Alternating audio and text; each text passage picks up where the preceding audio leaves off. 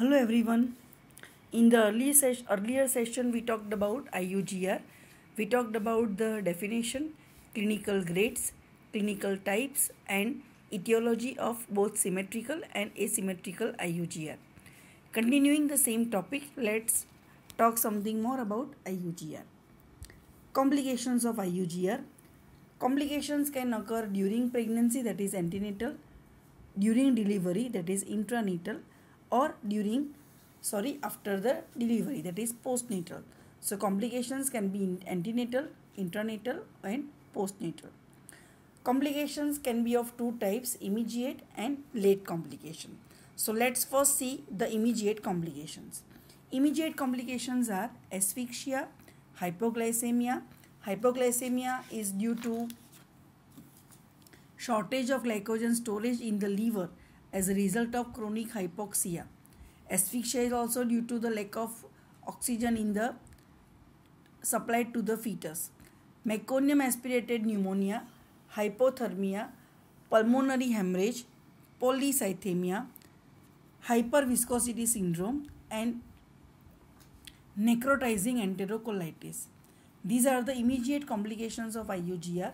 Late complications are in symmetrical IUGR. After birth, the newborn grows slowly. The growth is slow.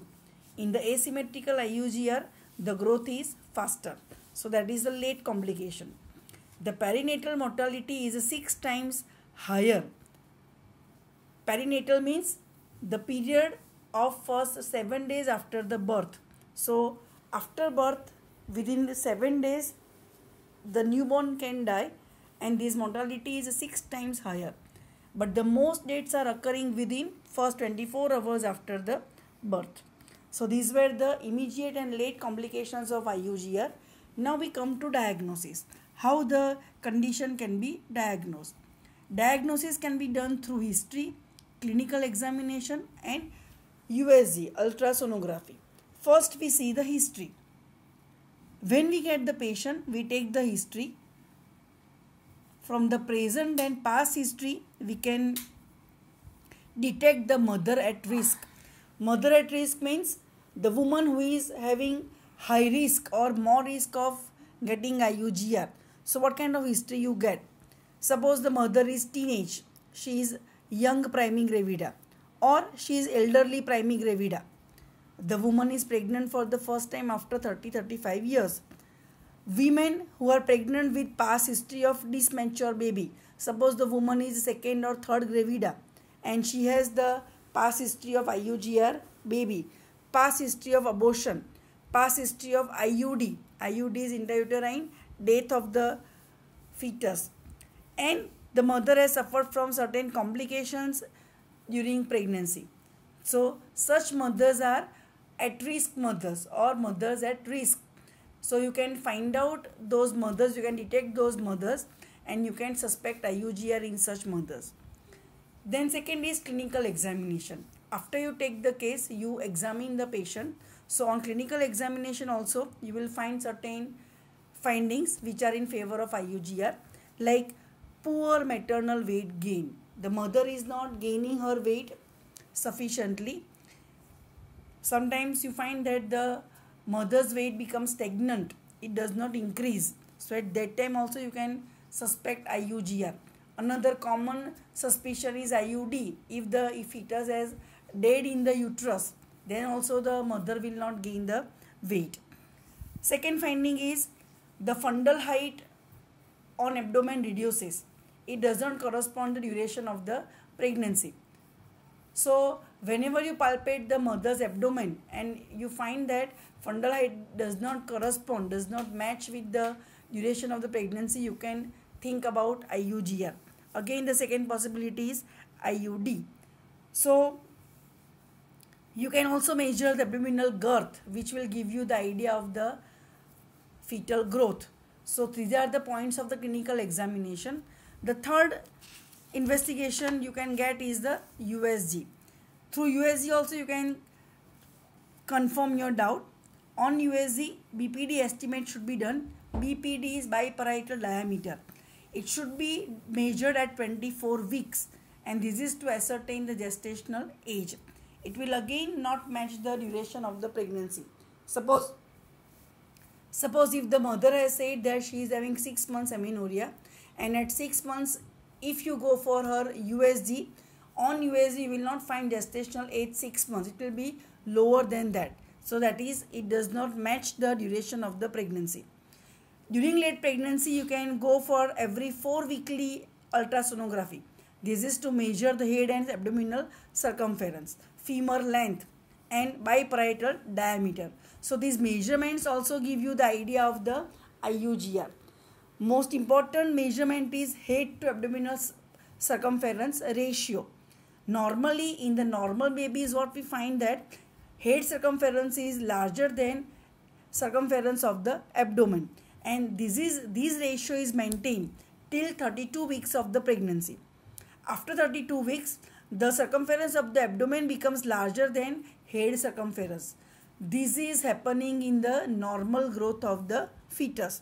But whenever there is asymmetric IUGR, asymmetric means IUGR is occurring in the late pregnancy, in the second half of the pregnancy. So in asymmetrical IUGR, the head circumference remains bigger than abdominal circumference. Head circumference is bigger than abdominal circumference. So when you see the newborn who is born with the IUGR, you will find the head larger than rest of the body.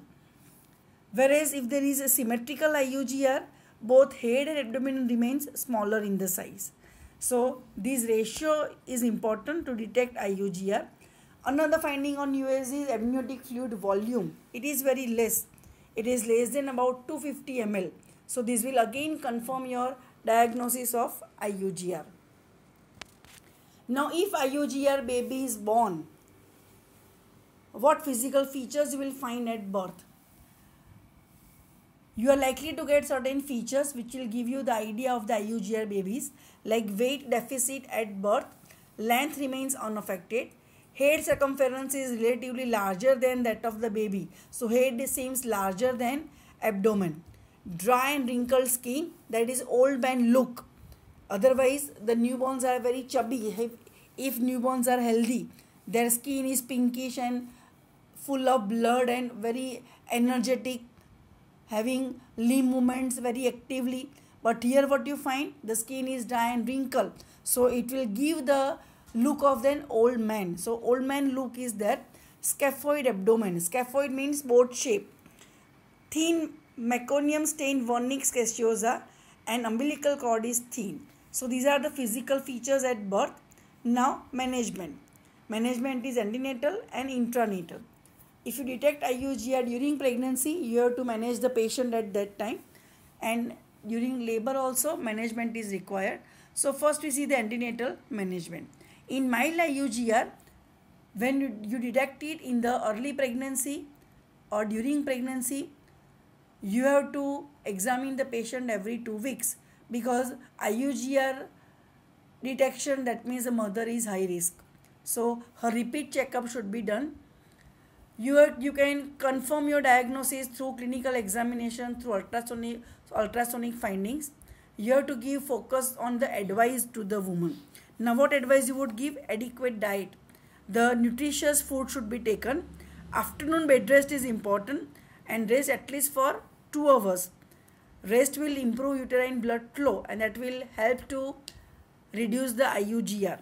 8 hours sleep at night and 1.5 kg weight gain per month. The woman should at least have 1.5 kg weight gain per month. The physical activity should be restricted. The woman should avoid the hard strenuous work.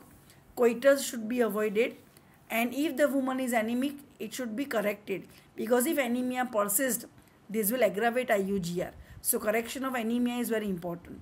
In severe IUGR, immediately the woman is hospitalized, because at hospital she can have complete bed rest, which is very, very important to improve uterine blood flow. The care should be done on her food. The woman should take the nutritious, healthy food, and you can detect, or you have to detect, the causative factor, and if possible the treatment should be done. So this you have to give in severe IUGR. Now when you get such patient during labor, intranatal management. In mild IUGR, when you have got the patient during pregnancy, you can extend her pregnancy till 40 weeks so that the growth retardation can be compensated. So as long as possible, the pregnancy should be continued. Ultimately what happens, either the labor starts spontaneously or you have to induce labor. You cannot continue pregnancy more than 40 weeks. If up to 40 weeks there is no spontaneous onset of the labor, you may induce labor. Now you know how to induce labor. Either you go for artificial rupture of the membranes, or you may go for the oxytocin pint, that is to promote the uterine contraction. If there is no further progress of labor after doing so, you may go for the cesarean section. In severe IUGR, you have to go for cesarean section delivery. You cannot take a chance of normal delivery. Now, however the baby is born, whether through normal labor or through cesarean section, if the baby is IUGR baby, that baby should be given exhaustive neonatal intensive care. It is very, very important for the survival of that IUGR baby. So this was all about IUGR. Thank you.